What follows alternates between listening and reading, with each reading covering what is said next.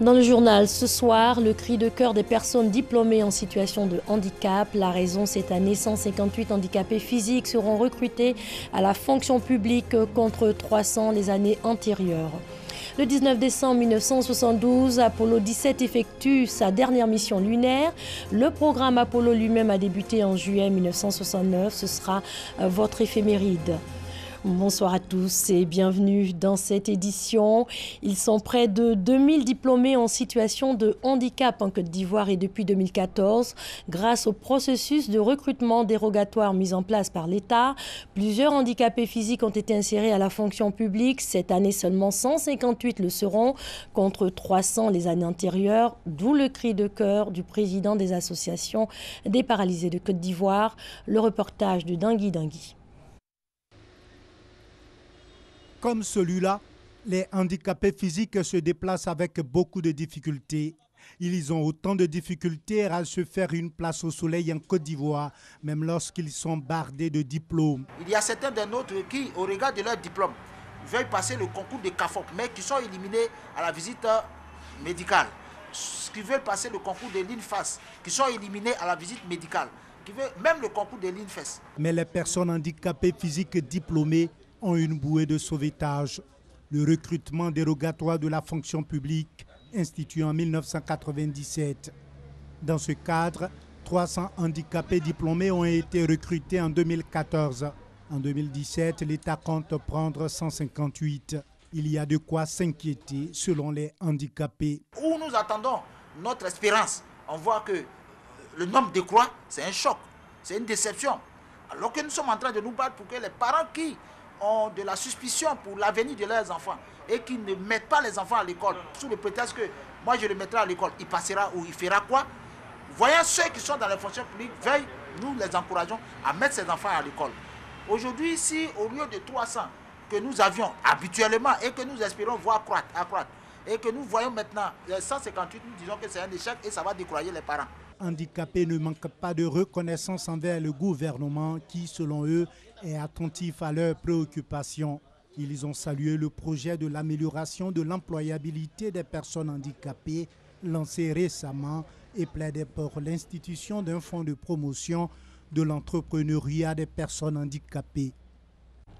Le gouvernement ivoirien qui s'attelle également à offrir une éducation inclusive aux enfants handicapés. Les acteurs du système éducatif planchent sur sa mise en œuvre. Un forum des directeurs régionaux est organisé. Franck Coyot. Des gestes pour traduire les mots. Awa est élève en classe de CM2. Sourde et muette, elle bénéficie cependant du cours de l'enseignement classique comme deux autres filles dans la même classe.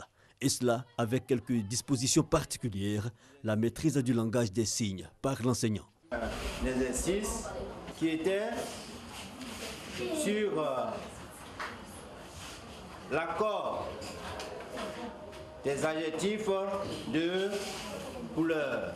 Avant leur intégration dans l'enseignement classique, ces enfants sourds et muets passent par une école spécialisée, l'école des sourds de Yopougon par exemple.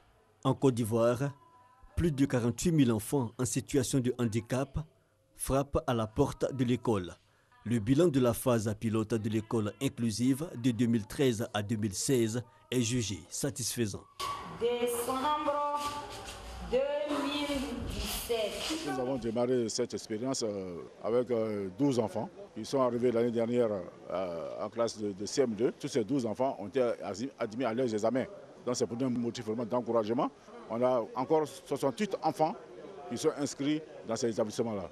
Pour la réussite du programme de l'éducation inclusive, la direction des écoles, lycées et collèges de l'éducation nationale sensibilise directeurs régionaux et parents. Mais pour que les enfants en situation de handicap aillent à l'école, il faut qu'en Côte d'Ivoire, on puisse avoir une stratégie nationale qui explique clairement l'engagement de l'État à accompagner ces enfants à l'école. Nous sommes sur le bon chemin pour que tous les enfants de Côte d'Ivoire soient pris en compte. Nous allons faire le bilan de ce qui a été fait dans nos différentes régions pour qu'on voit comment il faut avancer. Dans ce programme, peu d'enseignants formés au langage des signes. Selon de nombreux rapports des organisations du secteur de l'éducation et de la promotion des droits des personnes handicapées, le dispositif éducatif ivoirien est limité dans sa capacité à accueillir les enfants vulnérables, notamment ceux en situation de handicap. Hors de chez nous, en bref, en République démocratique du Congo, 4 morts dans le déraillement d'un train de transport de marchandises. C'est le 3e accident au Kasaï central depuis le début du mois de décembre. L'ensablement du réseau ferroviaire est à l'origine de l'accident. La Catalogne a appelé aux urnes jeudi prochain de nouvelles élections visant à remplacer ou réinvestir ses dirigeants indépendantistes destitués par Madrid. Un scrutin crucial pour l'Espagne qui vit sa pire crise depuis 40 ans. C'était le 27 octobre à Barcelone. Carles Puigdemont, président de la Catalogne et son gouvernement célèbrent la déclaration unilatérale d'indépendance, tout juste approuvée par le Parlement régional. Une tentative de sécession aussitôt sanctionnée par l'État espagnol. Le Premier ministre Mariano Rajoy met la région sous tutelle de Madrid, destitue le gouvernement régional, dissout le Parlement et convoque de nouvelles élections le 21 décembre. Depuis, se tient une campagne surréaliste marquée par l'absence des ex-dirigeants catalans, poursuivis pour rébellion et sédition par la justice espagnole. C'est une campagne anormale. Le leader d'un des principaux partis, l'ex-président de la Generalitat, est à Bruxelles. C'est une campagne anormale parce que le leader d'un des principaux partis, Esquerra Republicana, qui pourrait gagner les élections, est en prison. Et c'est une campagne anormale parce qu'elle se tient dans un contexte de grande polarisation et pour laquelle on s'attend à une participation record. 82% de participation est attendue, soit 7 points de plus qu'aux dernières élections régionales. Un scrutin qui passionne donc, mais qui divise toujours autant les Catalans. Depuis 5 ans maintenant, les propositions qui ont été faites, par exemple pour un meilleur financement, ça a été non, non et non à l'autonomie accrue, non à tout. Donc il y a un moment où les gens se fatiguent et la seule façon d'y arriver, c'est de rompre. J'espère qu'il sortira de ces élections quelque chose de mieux pour la Catalogne et pour l'Espagne. La Catalogne, c'est l'Espagne. Du côté des partis politiques, 2 blocs s'affrontent aussi.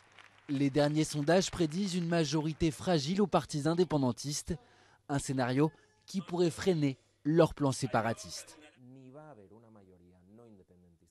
Il n'y aura pas de majorité non indépendantiste en Catalogne et il n'y aura pas non plus de majorité qui permettrait aux indépendantistes d'atteindre leur objectif d'une indépendance unilatérale express.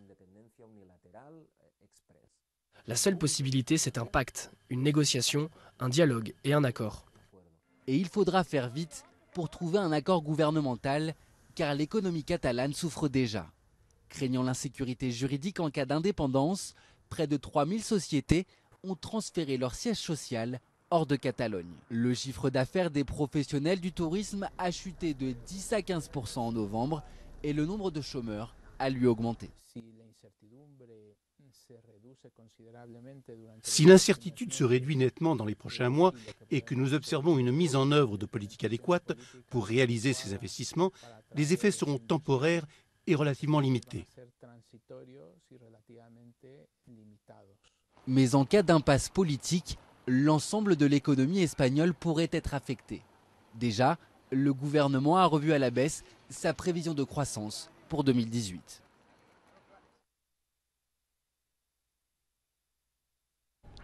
Un missile intercepté ce mardi au-dessus de Riyad, la capitale de l'Arabie Saoudite. Les rebelles yéménites du mouvement des Houthis revendiquent cette action. Ils affirment avoir ciblé le palais Yamama, résidence officielle du roi Salman. Il s'agit du 2e missile tiré sur la capitale saoudienne en 2 mois. Notre avant-Noël nous conduit au Japon dans une boutique appelée la Mecque des jouets en capsule à partir de machines. Le jouet est tiré au sort. Regardez. On les appelle gacha gacha à cause du bruit qu'ils font. Cette boutique est au cœur du quartier de l'électronique et de la culture animée à Tokyo. Avec ses 500 distributeurs, c'est la Mecque des jouets en capsule, passée en quelques décennies d'un marché de niche à un véritable phénomène au Japon.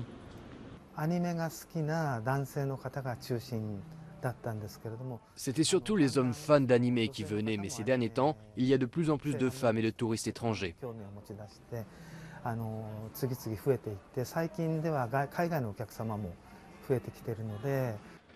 Pour 3 € maximum, les clients récupèrent une capsule contenant l'une des figurines affichées sur les distributeurs. Un concept de lot aléatoire qui marche très bien. Aujourd'hui, le marché est évalué à 30 milliards de yens, soit plus de 225 millions d'euros par an. Pour un achat ordinaire, on paye et c'est fini. Ici, on tire au sort le produit. Il y a un côté jeu de hasard qui est vraiment amusant. Moi, je suis du genre à faire tourner la molette jusqu'à ce que j'obtienne l'objet que je veux. Nés dans les années 60, les gacha gacha ont connu une nouvelle jeunesse en 2012 avec l'arrivée de Fujiko. Cette simple figurine de jeune femme s'est vendue à plus de 20 millions d'exemplaires.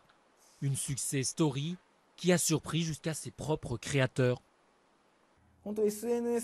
Fujiko a été lancé au même moment que l'explosion des réseaux sociaux. On n'avait pas fait de publicité parce que notre boîte était petite. On n'a pas dépensé d'argent pour la promo. Ça ne nous a rien coûté. La pub s'est faite spontanément via les clients et les réseaux sociaux. Et les fabricants ne manquent pas d'imagination. Près de 100 nouvelles figurines sont mises sur le marché chaque mois. De quoi satisfaire les accros de la molette. Ce soir, pour l'éphéméride, retour sur la date du 19 décembre 1972.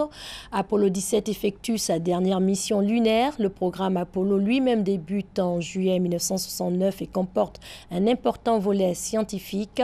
Avec cette mission de l'agence spatiale américaine, la NASA, 10 hommes ont pu ainsi marcher sur la Lune. Ami Koulibaly. La mission Apollo 17 s'est achevée le 19 décembre 1972. Le 7 décembre de la même année, les astronautes arrivaient sur la Lune après 4 jours de voyage spatial. 17e du nom, cette mission a clôturé le programme Apollo lancé en 1961 par la NASA et elle fête en décembre ses 45 ans. Apollo 17 a démarré avec le décollage de son équipage Ronald Evans, Eugene Cernan et Harrison Schmitt.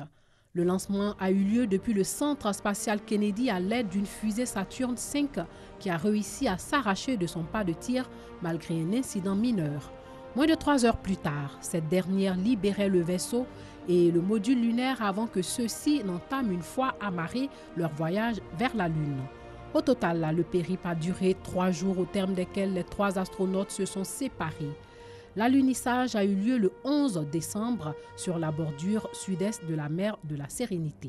Au final, plus de 100 kilos d'échantillons ont été prélevés sur le sol lunaire afin d'en savoir plus sur la géologie de cette contrée encore inexplorée, sur la structure interne de la Lune, sa formation et l'histoire de son évolution. Elle voulait aussi répondre à des questions sur l'existence d'une activité volcanique récente et donc sur la formation du manteau volcanique. Dans ce but, Cernan et Schmitt, qui étaient géologues, n'ont pas hésité à pousser l'exploration malgré l'extrême fatigue que celle-ci provoquait chez eux, ramenant ainsi un très grand nombre de données et d'échantillons et parcourant plus de 35 km à la surface lunaire. Le point final de la mission est alors survenu le 19 décembre à 19h24 lorsque le vaisseau a améri à 560 km au sud-ouest de Samoa dans l'océan Pacifique. Apollo 17 est la mission lunaire qui s'est avérée la plus productive du programme et celle qui a connu le moins d'incidents techniques. Elle a également permis d'établir 4 records, dont celui du plus longtemps passé à l'extérieur d'un vaisseau spatial, 21h19. Mais elle reste surtout comme la dernière mission à avoir mené des hommes sur la Lune en 2012. Eugene Cernan demeure ainsi le dernier homme à avoir mis le pied sur la Lune. Retour sur Terre, fin de cette édition. Bonne suite de programmes sur les antennes de la RTI, la marque du service public.